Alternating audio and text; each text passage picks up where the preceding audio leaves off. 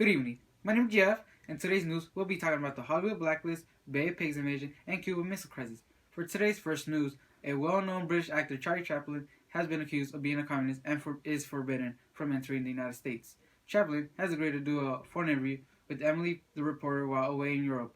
Chaplin, you're on the line. Hello?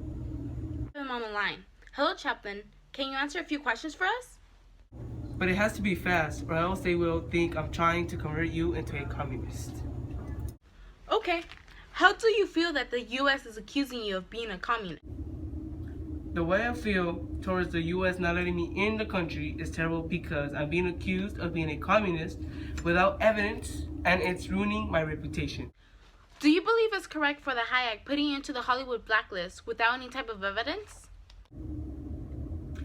I personally feel assaulted that the HUAC has targeted me as a traitor. I do not express my feelings about anti-capitalism. Is there any proof that you could present that you aren't a communist? As for right now, no, I do not have evidence. Do you have any words to say to your fans? I just have to say that those who still support and love, thank you for everything that you guys are doing for me, and also for believing in me.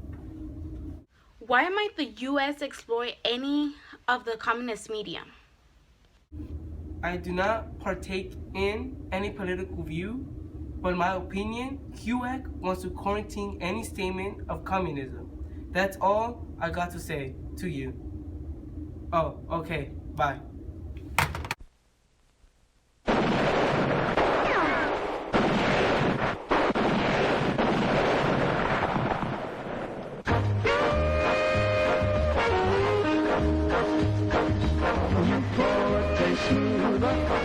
Smooth all the way.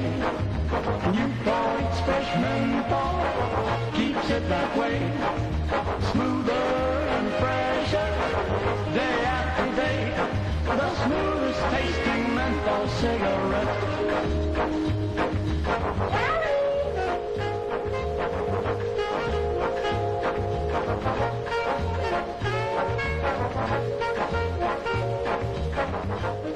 What's going on? Nothing, dear. Newport tastes smoother, day after day. The smoothest tasting menthol cigarette.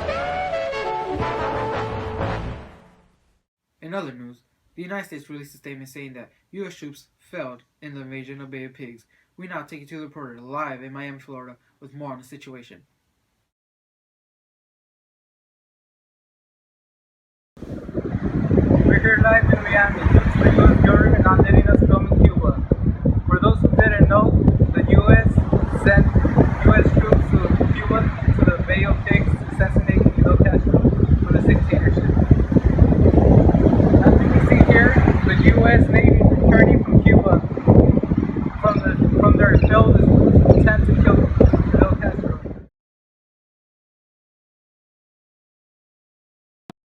It all started back in 1959 when revolutionary leader of the 26th of July movement, Fidel Castro, led his group into power after overthrowing corrupted Prime Minister Fulgencio Bautista. This was the end of the Cuban Revolution, resulting with Fidel Castro into power of Cuba and converting Cuba a communist country. The United States became furious when they found out that Cuba was converted into a communist and sided with the USSR. The United States were friends with Cuba, but since Cuba was converted into a communist country, the United States will no longer be friends with Cuba. This now leads into 1961, when President John F. Kennedy sent troops to the Bay of Pigs, where Castro was located, and ordered U.S. troops to assassinate Fidel Castro. The U.S. troops were sent to Cuba on April 17, 1961 for the invasion, but 2 days later, April 19, 1961, the United States made an embarrassment by failing to assassinate Fidel Castro.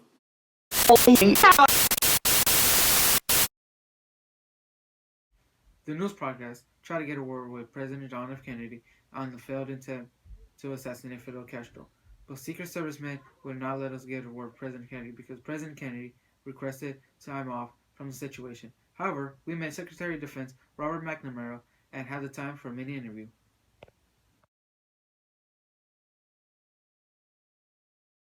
Mr. McNamara, how is Mr. Kennedy dealing with the failed invasion attempt in the Bay Pigs?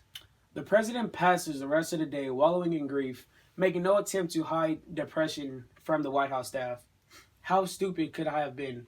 He murmurs to himself, often interrupting a completely different conversation to repeat those words. How could I have been so stupid?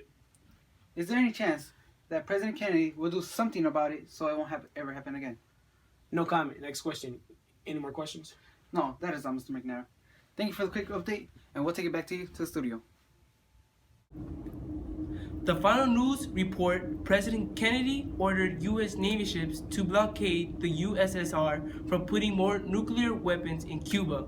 We have Emily, who is live at the airport. President Kennedy has sent Navy ships to blockade the USSR from gaining access to Cuba. Our purpose has been and is to help Cuba, and no one could challenge the humanity of our motives aimed at Cuba to live peacefully and develop as its people's desire. You want to relieve your country from danger, and this is understandable, but how we, the Soviet Union, and our government evaluate your actions. You surround the Soviet Union with military bases, our allies with military bases, station your rockets, weapons at them. This is no secret. Your rockets are stationed in Britain and in Italy and in Turkey, which lies next to us. And you're worried about Cuba? Do you believe that you have the right to recognize the security of your country and the removal of such weapons that you qualify as offensive, while not recognizing the right of us? Mr. Kennedy y los otros capitalistas, why are you mad? Is it because I changed Cuba into the comunistas? Mr. Kennedy, I believe the Truman Doctrine and capitalismo is useless, and mi hermano Khrushchev y los otros comunistas is a better government for the people. I allowed Khrushchev to put nuclear weapons in mi país, so it could be fair, since you Americanos place nuclear weapons pointing at the USSR. Hermano Khrushchev, I believe we make it the first move and attack the United States, since Senor Kennedy sent out his troops to Cuba and sent out to kill me in '61. Fight me. Viva la revolución!